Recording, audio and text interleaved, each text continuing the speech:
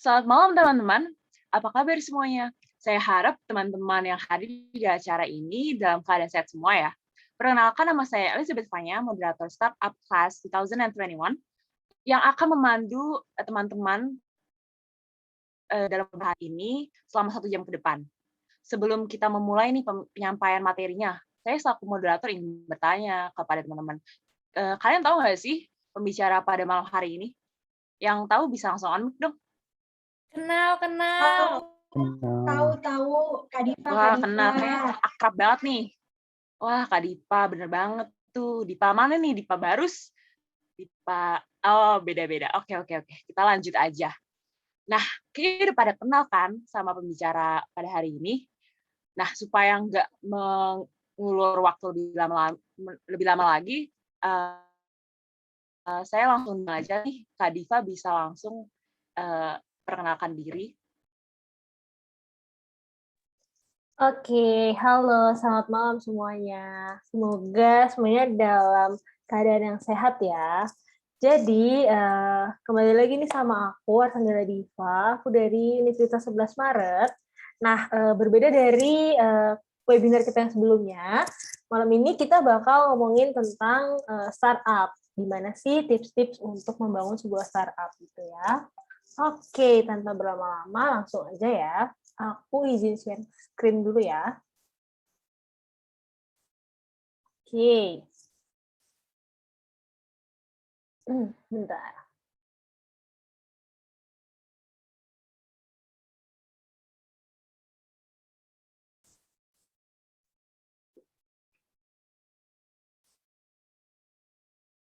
Oke, jadi selamat malam teman-teman semuanya. Kenalin, aku Arsanjela Fitri Diva. Kalian pasti udah sedikit banyak kenal sama aku karena kita udah pernah ketemu sebelumnya ya. Kalian bisa panggil aku Diva. Aku sekarang sedang berkuliah S1 di akuntansi FEB UNS dari angkatan 2019. Nah, malam ini nih aku bakal sedikit mengajak teman-teman untuk ngobrol tentang gimana sih caranya menumbuhkan atau membangun sebuah startup gitu ya. Nah, di sini aku udah tulis nih di judulnya, Dare to Grow Your Startup gitu. Kira-kira teman-teman berani nggak sih untuk membangun startupnya sendiri gitu. Oke. Ini perkenalan tadi udah ya, aku udah kenalan. Oke, yang pertama nih, teman-teman pernah nggak sih dengar yang namanya startup? Pasti sering banget kan dengar apa sih startup itu? Apalagi di masa-masa sekarang ini nih banyak banget nih startup-startup baru gitu ya. Terus di Instagram juga banyak nih kayak open recruitment internship startup gitu. Nah, sebenarnya startup sendiri itu apa sih? Jadi startup itu istilahnya kayak perusahaan rintisan gitu. Istilahnya tuh perusahaan yang baru dibangun dan biasanya startup ini identik dengan yang namanya teknologi. Kalau kalian tahu, beberapa perusahaan besar itu berawal dari startup dulu nih, kayak Gojek gitu. Nah, tapi sekarang mereka sebutannya udah bukan startup lagi, tapi unicorn, karena udah besar gitu istilahnya.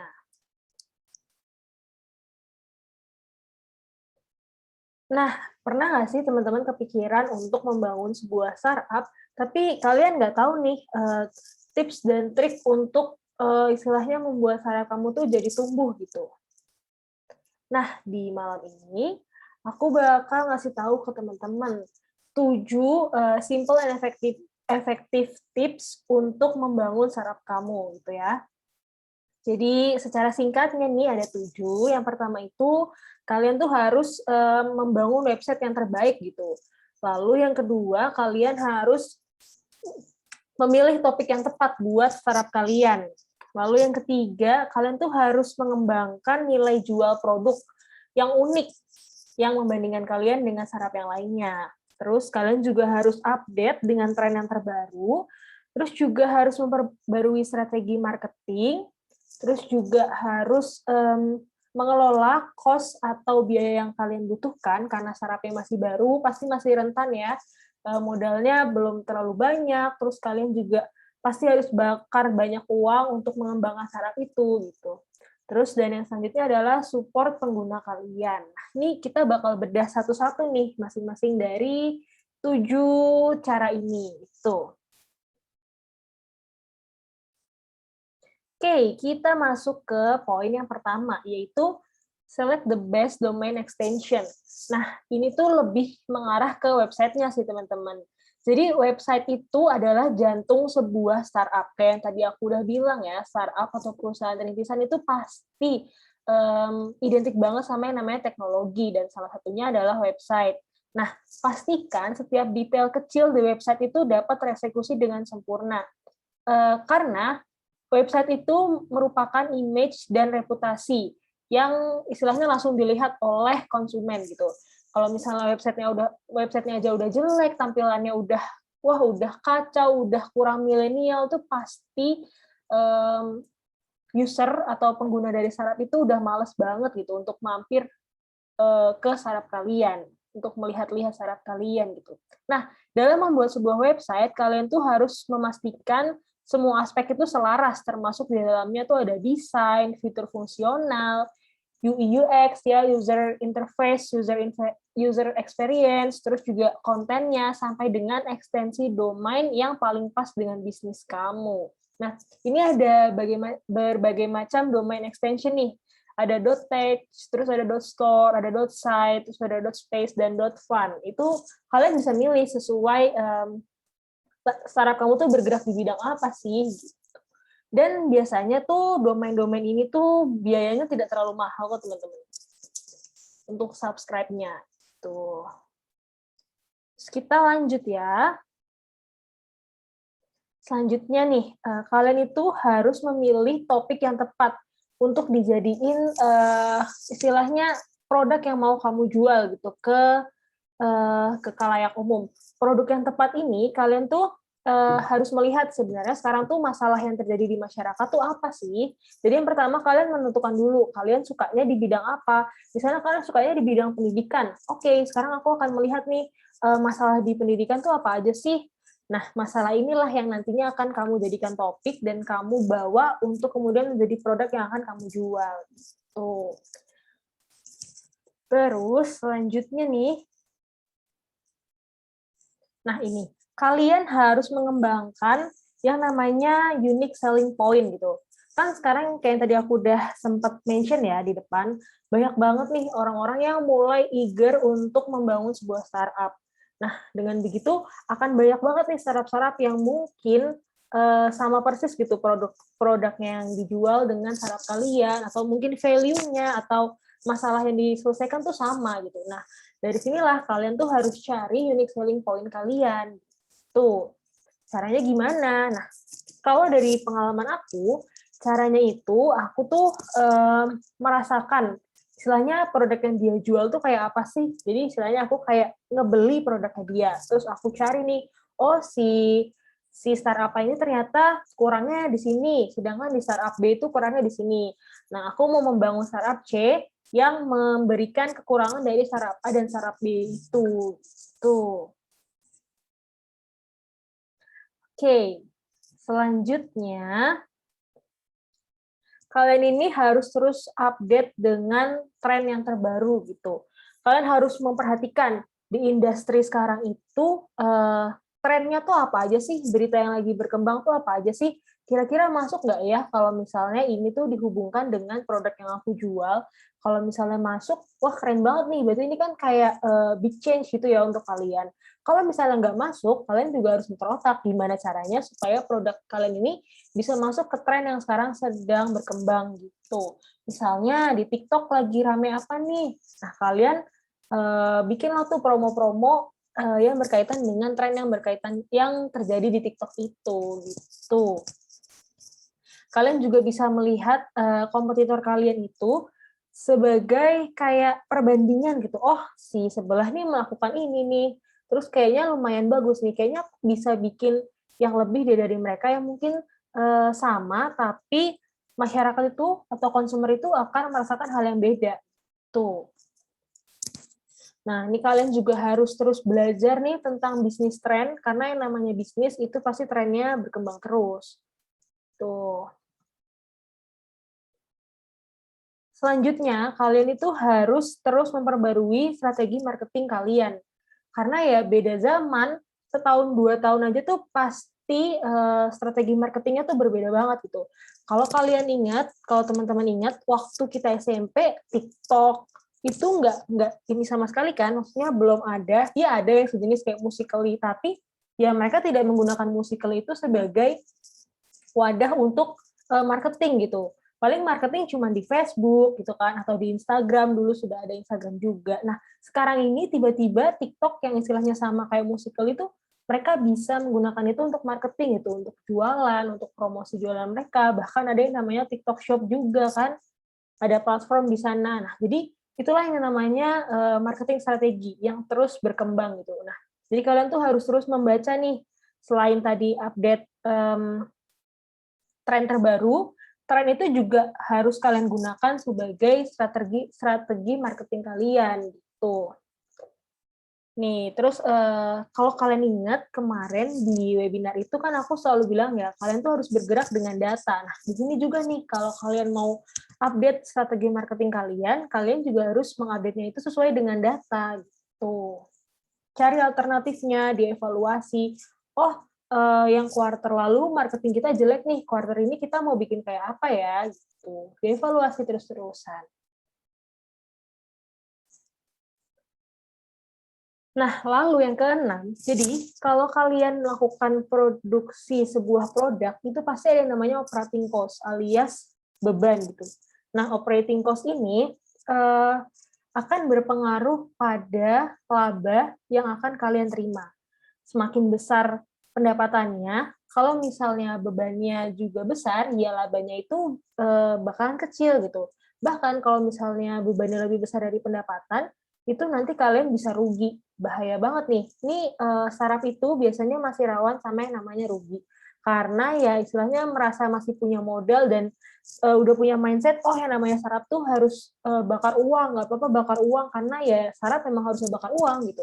Nah, nggak berasa ternyata omset yang didapatkan itu tidak bisa mengembalikan modal kalian. Nah, jatuhnya startup kalian yang malah rugi gitu. Dan akan susah membangun ulang kalau misalnya sebuah perusahaan atau startup itu sudah merugi, teman-teman.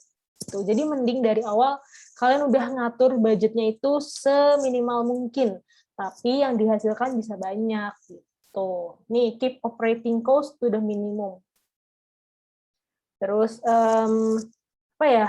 Lebih fokus untuk mengembangkan company kalian itu tapi dengan budget yang minimal gitu. Misalnya dengan cari investor atau kerjasama dengan media partner, sponsorship, kayak gitu-gitu.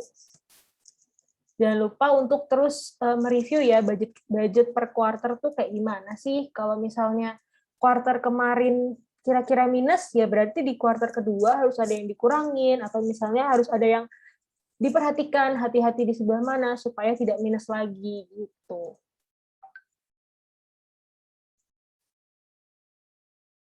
Lalu yang selanjutnya nih, support your users gitu. Jadi nadinya sebuah startup itu ya pasti customer, karena ya kalian akan dapat pendapatan dari mana lagi kalau bukan dari user dan dari customer gitu. Nah, makanya sebagai sebuah startup yang istilahnya masih merangkak gitu ya, masih berkembang, kalian tuh butuh banget yang namanya support dari customer berupa feedback and suggestions. Jadi kalian tuh bisa membuat kolom feedback atau suggestions di website kalian. Itu kalian bisa minta customer untuk ngisi di sana. Nah, makanya yang di poin pertama tadi, website itu penting banget untuk dibuat semaksimal mungkin supaya customer itu mempunyai kayak pengalaman yang bagus gitu di website kalian. Jangan lupa juga pelayanan dari sumber daya manusianya, misalnya kayak dari call center dan lain sebagainya, itu harus baik juga, karena ya mereka lah orang-orang terdepan yang bertemu dengan customer gitu. Intinya, kalau dengan customer, semenyebalkan apapun user, semenyebalkan apapun customer, kalian itu harus nge-treat mereka dengan baik gitu. Karena ya, bisa aja mereka menjelek-jelekan kita karena awalnya mereka duluan yang rese gitu istilahnya kan, terus kita balas rese, mereka malah menjelek-jelekan kita di sosial media. Wah, itu kan udah baik banget tuh, kita udah kena cancel culture ya istilahnya kalau di anak muda sekarang tuh. udah deh startup kita akan susah banget tuh untuk menggait pasar lagi, karena ya sudah punya nama yang buruk kan, gara-gara customer yang menyebarkan testimoni buruk itu tadi, gitu.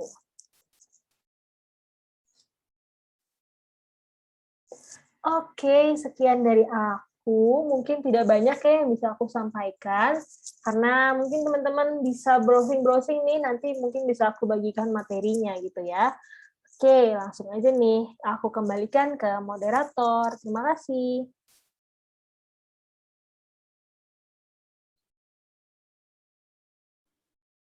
Wah, nggak kerasa ya, penyampaian materi udah selesai. Menarik ternyata kalau kita mau, membangun startup gitu, nah pasti teman-teman di sini punya banyak pertanyaan nih. Sebelum kita mengakhiri acara, sesuai agenda kita akan ada pertanyaan session, question and answer. Nah, teman-teman bisa langsung, unmute aja atau, chat di kolom komentar, nanti saya bacakan. Boleh? Oh iya, ini ada yang raise hand, Monica Triksi. Boleh langsung unmute dan, tanyakan pertanyaan. Halo, aku Monica mau nanya ke Kak Diva. Tadi kan di penjelasannya Kak Diva sebelumnya itu ngebahas tentang bagaimana kita untuk membangun sebuah startup gitu kan. Nah, kira-kira kan setelah banyaknya perkembangan teknologi yang kian semakin maju, pasti tuh marketing tiap pemasaran yang perlu dilakukan tiap startup itu mesti selalu inovatif kan. Nah, kira-kira tuh ada apa aja sih tantangan-tantangan yang akan dihadapi oleh pendiri-pendiri startup berikutnya? Karena kan tentunya pasti manusia tuh makin canggih, makin inovatif, dan juga makin berusaha untuk menghadirkan sesuatu-sesuatu yang baru, supaya orang-orang tuh lebih kenal dan lebih aware sama brand dari startup mereka sendiri. Kira-kira bisa dijawab nggak, Kak Diva? Terima kasih.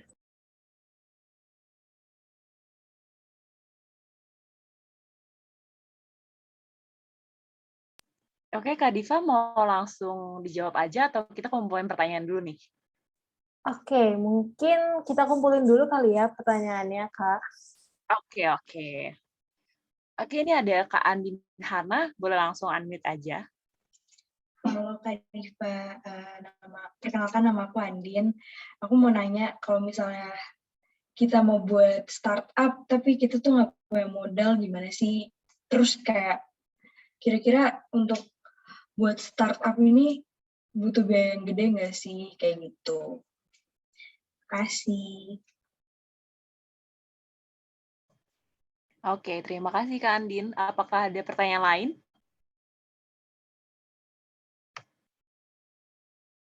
Oke, nggak ada ya. Boleh langsung dijawab sih Kak Diva. Tadi yang pertama itu tantangan-tantangan dalam menjalani startup. Yang kedua itu,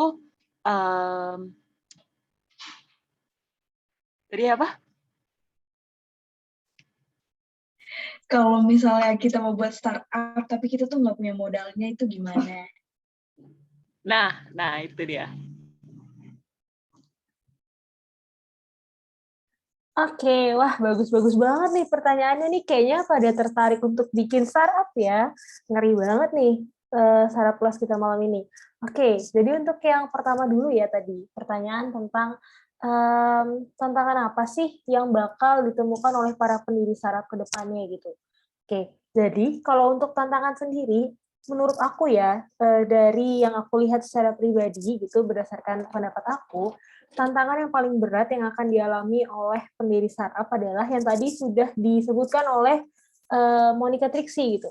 Tadi kan katanya orang-orang semakin pintar, semakin canggih, jadi brand awareness-nya tuh harus semakin ditingkatkan. Nah, itulah yang menjadi tantangan dari pendiri startup ini gitu. Semakin canggih, semua orang pasti makin punya ide untuk bikin startup, makin pintar gitu, makin kreatif. Nah, jadi orang-orang ini tuh yang pertama tantangannya adalah harus menentukan unique selling point-nya. Ini yang menurutku paling susah karena ya kalau misalnya produk kalian sama, harganya pun sama, kalian pasti bingung dong nentuin unique selling point aku tuh apa gitu. Nah, cara solusinya, solusi yang bisa diterapkan adalah mungkin kalian bisa istilahnya memikirkan nih value-nya apa sih. Misalnya aku mau jual kopi, apa sih yang membedakan kopiku ini dengan coffee shop yang lainnya? Nah, ya kalian harus punya value nih. Kalau di Jogja itu ada sebuah coffee shop gitu yang dia kayak rumah gitu loh. Jadi value-nya mereka adalah aku tuh pengen customer aku merasakan bahwa mereka sedang di rumah. Nah, itulah yang menjadi unique selling point gitu. Jadi orang datang ke sana nih, merasanya kayak aduh nyaman banget nih di sofa, ada lukisan-lukisannya, pokoknya rumah banget. Nah, itu menurut aku tantangan yang paling berat nih Kak Monik. Jadi ya itu tadi menentukan unique selling point. Lalu yang kedua, tantangan yang paling berat gitu ya, tantangan yang menurutku cukup berat juga adalah ketika startup mereka ini gimana ya, sudah mencapai di titik yang kayak hampir mati gitu. Jadi istilahnya mereka udah pernah sukses banget nih, startupnya udah naik banget, tiba-tiba ketemu startup baru yang lebih fresh gitu, dan akhirnya orang-orang beralih ke startup yang lebih fresh itu, dan akhirnya si startup yang lama ini yang kita pegang tadi itu mulai demand-nya menurun, terus permintaan penjualnya menurun. Nah, itu tantangan kedua. Gimana sih caranya supaya si startup ini bangkit lagi? Gitu, Kak Moni. Semoga menjawab ya. Sudah, terima kasih Kak Diva. Oke, terima kasih Kak Monik. Lalu yang kedua untuk Kak Andin Hana nih, kalau mau bikin startup tapi nggak punya uang atau nggak punya modal, gimana sih Kak? Tuh. Jadi, kalau teman-teman coba searching di Instagram gitu ya, di Twitter, itu banyak banget yang namanya inkubator. Inkubator itu adalah istilahnya investor yang mau mendanai startup-startup gitu. Jadi dia itu tipikalnya seperti lomba. Kalian masukin nih proposal startup kalian, terus nanti pitching gitu istilahnya ya ke depan investor. Nanti si investor ini akan memberikan modal atau dana. Tapi teman-teman sebagai startup yang menjalani masa inkubasi itu harus bertanggung jawab untuk mengerjakan istilahnya output apa aja yang diminta oleh si investor ini gitu. Biasanya yang ikut inkubasi ini adalah mahasiswa-mahasiswa gitu. Sekarang ini di kampus itu kan ada yang namanya Kampus Merdeka ya. Salah satu programnya itu ada juga inkubasi startup gitu. Kalau di universitas aku sendiri, Universitas 11 Maret, itu ada yang namanya 11 Maret Startup Academy gitu. Jadi di situ mereka memberikan dana bagi 35 startup gitu. Terus disuruh mengerjakan berbagai output tuh. Nah, dari situ nih, kalau misalnya kamu pengen banget nih membangun startup, udah punya idenya, udah bagus banget nih rasanya, tapi kok nggak ada yang mau mendanai ya, aku harus pinjam uang orang tua nggak cukup, karena kan membuat startup itu nggak cuman 5-10 juta doang teman-teman, tapi bisa juga sampai 90 juta, 100 juta gitu. Nah, makanya itu teman-teman harus bisa cari modalnya itu dengan ikut inkubasi. Mungkin teman-teman nih pernah ada yang nonton drama Korea yang judulnya Startup. Nah, kalau kalian tahu tuh, Sandbox itu ikut yang namanya Accelerator Day kan. Nah, itu adalah salah satu bentuk dari kegiatan inkubasi startup. Gitu deh, Andin. Makasih Kak atas jawabannya yang sangat insightful.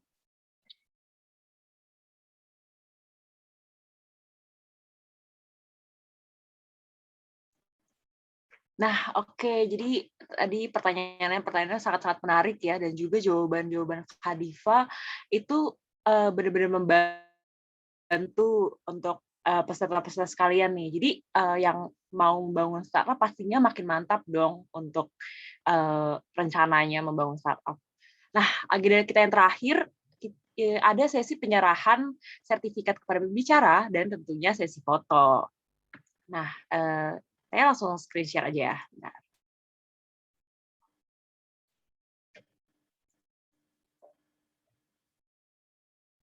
Udah kelihatan ya? Mungkin boleh salah satu panitia bisa langsung bantu untuk screenshot untuk dokumentasi dan pin acara Divanya biar sebelahan gitu. Atau nggak usah, nggak apa-apa sih. Oke, boleh ya. Jadi saya ababain ya. 1, 2, 3. 1, 2, 3. Oke, ayo. Dah, kelar? Oke. Nah, untuk mengakhiri acara, kami selaku panitia mengucapkan terima kasih banyak nih kepada Kak Diva dan tentunya teman-teman partisipan yang telah berpartisipasi dalam kegiatan webinar kali ini. Akhir kata, saya sebagai selaku moderator undur diri. Mohon maaf jika ada salah kata. Sampai bertemu di lain kesempatan. Terima kasih. Terima kasih Kak Diva. Thank you, Terima Kak kasih Diva. semuanya. Terima kasih. Terima kasih.